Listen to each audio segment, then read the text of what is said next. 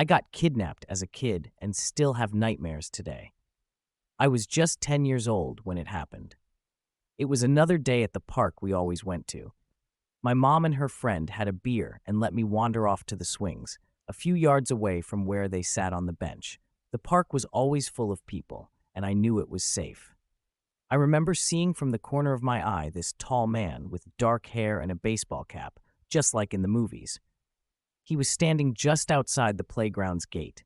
He looked lost, hesitant, but then his eyes locked onto mine.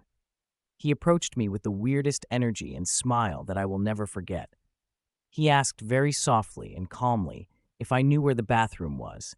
I pointed toward the far side of the park, but instead of walking away, he stood there for a moment, staring at me, and then asked if I could show him the way. I said no at first, but I was raised to be nice to people, so I said yes moments later.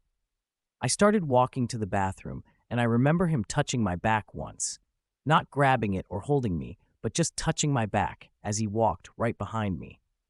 When we got closer to the bathroom, he grabbed my wrist and pulled me on the far side of the bathroom walls outside of anyone's vision. I tried to pull away, but his hand tightened and panic set in.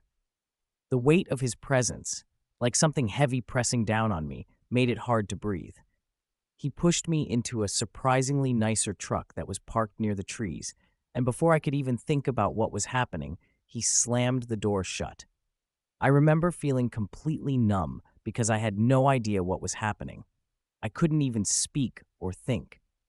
The van never actually pulled away before a cop car pulled up behind him. I kind of blacked out during this moment, but I remember being grabbed from the truck by a woman police officer and just laying in her arms as she brought me to my mom. My mom and other friends' fam that were there were screaming like no other.